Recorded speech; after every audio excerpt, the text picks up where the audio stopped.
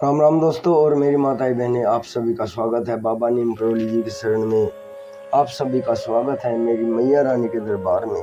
मेरी आदि पराशक्ति मानव दुर्गा सबके कष्ट हरो मेरी माँ।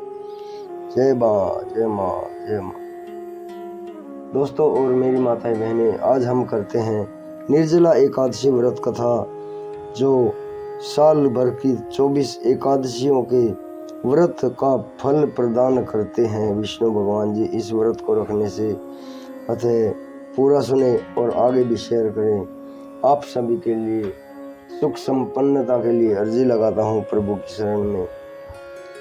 मेरे सर्वप्रथम पूज्य गणेश भगवान जी, मेरे श्री राम प्रभु, मेरे सीता मैया, मेरे शिव शंकर महादेव, मेरी आदि पराशक्ति मानव दुर्गा पार्वती, मेरे हनुमान जी, मेरे बाबा नीम करोली जी, जो भी मेरा भाई मेरी माताएं बहनें आपकी महिमा सुन रहे हैं, उनके सभी कष्ट तुरंत दूर करो।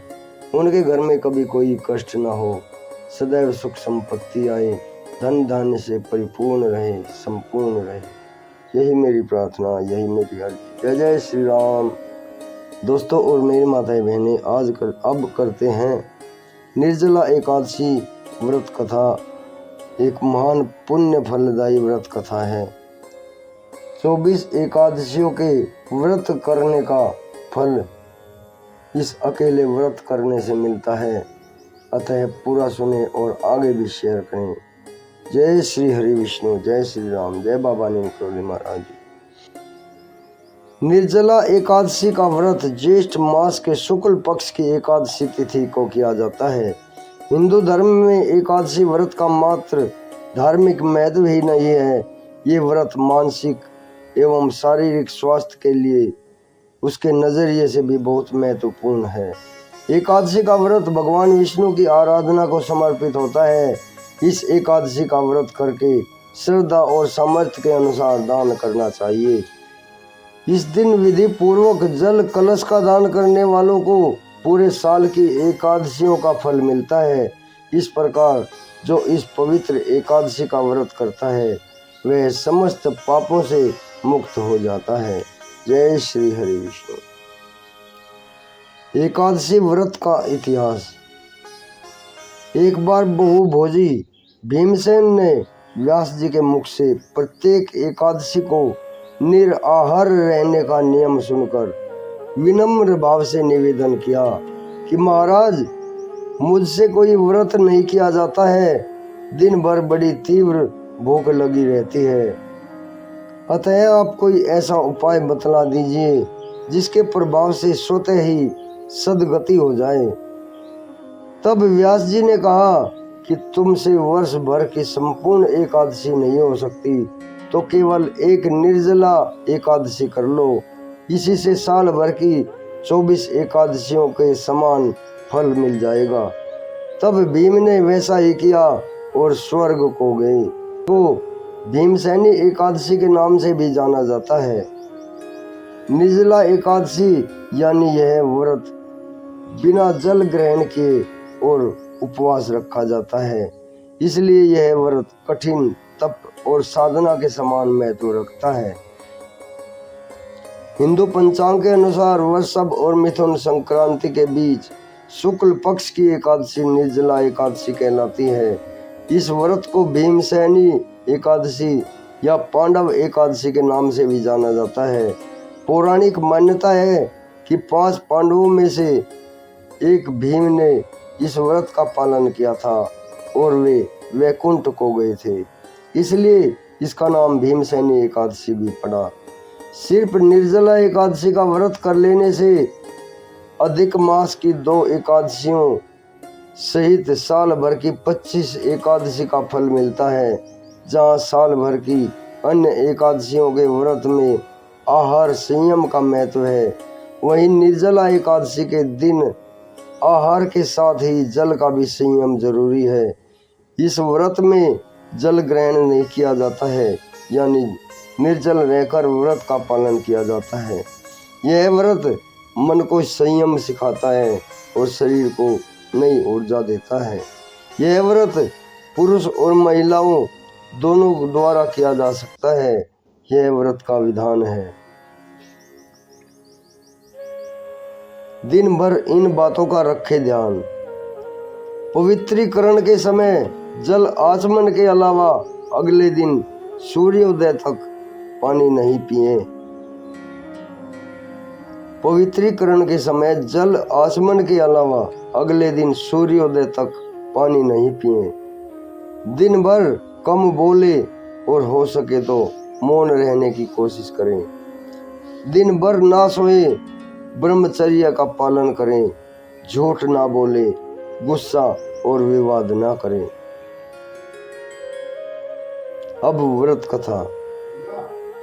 जब वेदव्यास जी ने पांडवों को चारों पुरुषार्थ धर्म, अर्थ, काम और मोक्ष देने के एकादशी व्रत का संकल्प कराया था, तब युधिष्ठिर ने कहा, हे जनार्दन, ज्येष्ठ मास के शुक्ल पक्ष में जो एकादशी पड़ती है, कृपया उसका वर्णन कीजिए। भगवान श्री कृष्ण ने कहा, हे राजन, इसका वर्णन परम धर्मात्मा व्यास जी करेंगे, क्योंकि वे संपूर्ण शास्त्रों, तत्वज्ञ और वेद वेदांगों के पारंगत विद्वान हैं। तब वेदव्यास जी कहने लगे, कृष्ण और शुक्ल पक्ष की एकादशी में अन्न खाना वर्जित है। द्वादशी को स्नान करके पवित्र होकर फूलों से भगवान केशव की पूजा करें। फिर पहले ब्राह्मणों को भोजन देकर अंत में स्वयं भोजन करें। यह सुनकर भीमसेन बोले, परम बुद्धिमान पितामह, मेरी उत्तम बात सुनिए। राजा युधिष्ठिर, माता कुंती, द्रौपदी, अर्जुन, नकुल और सहदेव ये एकादशी को कभी भोजन नहीं करते तथा मुझसे भी हमेशा यही कहते हैं कि भीमसेन, एकादशी को तुम भी कुछ ना खाया करो। परंतु मैं उन लोगों से यही कहता हूँ कि मुझसे भूख सही नहीं जाती, मुझसे भूख सहन नहीं होती। भीमसेन की बात सुनकर व्यास जी ने कहा, यदि तुम नरक को दूषित समझते हो तो तुम्हें स्वर्गलोक की प्राप्ति अभीष्ट है, और तो दोनों पक्षों की एकादशियों के दिन भोजन नहीं करना। भीमसेन बोले, महान बुद्धिमान पितामह, मैं आपके सामने सच कहता हूँ, मुझसे एक बार भोजन करने का भी व्रत नहीं किया जा सकता, तो फिर उपवास करके मैं कैसे व्रत कर सकता हूँ। मेरे उदर में वक्र नामक अग्नि सदा प्रज्वलित रहती है, अतः जब मैं बहुत अधिक खाता हूँ तभी वह शांत होती है। इसलिए महामुनि, मैं पूरे वर्ष भर में केवल एक ही उपवास कर सकता हूँ, जिससे मुझे स्वर्ग की प्राप्ति सुलभ हो जाए, जिसके करने से मेरा कल्याण हो जाए, मैं कल्याण का भागी बन सकूं। ऐसा कोई एक व्रत का निश्चय करके मुझे बताइए, मैं उसका यथोचित रूप से पालन करूंगा। व्यास जी ने कहा, भीम, ज्येष्ठ मास में सूर्य वृष राशि हो या मिथुन राशि पर शुक्ल पक्ष में जो एकादशी हो, उसका यत्न पूर्वक निर्जल व्रत करो। केवल कुल्ला या आचमन करने के लिए मुख में जल डाल सकते हो, उसको छोड़कर किसी प्रकार का जल विद्वान पुरुष मुख में न डालें, अन्यथा व्रत भंग हो जाएगा। एकादशी को सूर्योदय से लेकर दूसरे दिन सूर्योदय तक मनुष्य जल का त्याग करे तो यह व्रत पूर्ण होता है। इसके बाद द्वादशी को प्रभात काल में स्नान करके ब्राह्मणों को विधि पूर्वक जल और स्वर्ण का दान करें। इस प्रकार सब कार्य पूरा करके जितेंद्रिय पुरुष ब्राह्मणों के साथ भोजन करें। वर्ष भर में जितनी एकादशी होती हैं, उन सब का फल इस निर्जला एकादशी से मनुष्य प्राप्त कर लेता है, इसमें तनिक भी संदेह नहीं है। शंख चक्र गदा धारण करने वाले भगवान केशव ने मुझसे कहा था, यदि मानव सबको छोड़कर मात्र मेरी शरण में आ जाए, यदि मानव सबको छोड़कर एकमात्र मेरी शरण में आ जाए और एकादशी को निराहार रहे, तो वह सब पापों से छूट जाता है। कुंती नंदन, निर्जला एकादशी के दिन श्रद्धालु स्त्री पुरुषों के लिए विशेष दान और कर्तव्य विहित है, उन्हें सुनो। उस दिन जल में शयन करने वाले भगवान विष्णु का पूजन और जलमणि धेनु यानी पानी में खड़ी हुई गाय का दान करना चाहिए। सामान्य गाय या घी से बनी हुई चीज का दान भी किया जा सकता है।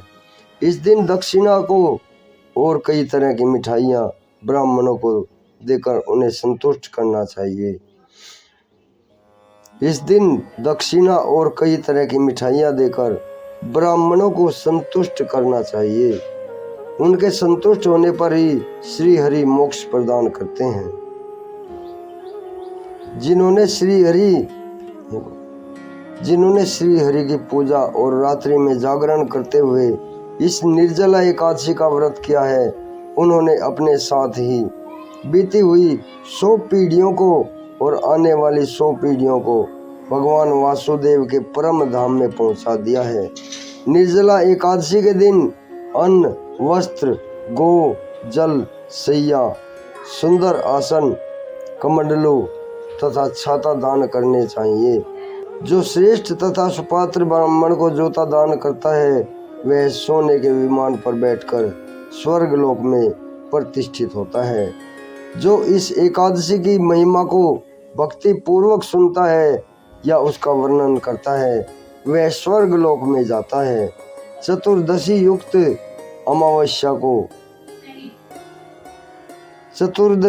अमावस्या को सूर्य ग्रहण के समय श्राद्ध करके मनुष्य जिस फल को प्राप्त करता है, वही फल इस कथा को सुनने मात्र से मिलता है।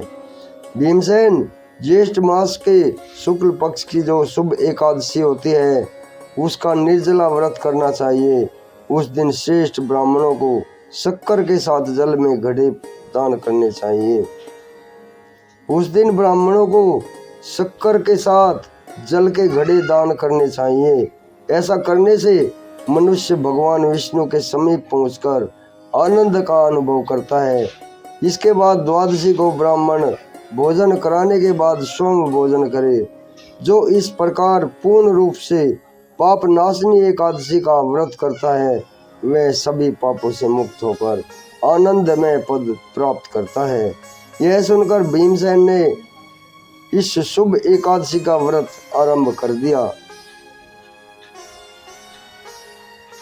दोस्तों और मेरी माताएं बहनों, भीमसेनी एकादशी या निर्जला एकादशी संपूर्ण व्रत कथा आपके लिए लाभकारी हो, आपके लिए एक आशीर्वाद हो, आपके लिए अमृत कथा हो, यही मेरी प्रार्थना। सभी के लिए, सभी के घर में सभी कुशल मंगल हो, यही मैं प्रार्थना करता हूँ, यही मैं अर्जी लगाता हूँ प्रभु की शरण में। मेरे प्रभु सबके ऊपर कृपा करें। अभी आज्ञा लेता हूँ, आगे भी शेयर करें। भीमसेनी एकादशी या निर्जला व्रत कथा। जय राम, जय राम, जय श्री हरि विष्णु।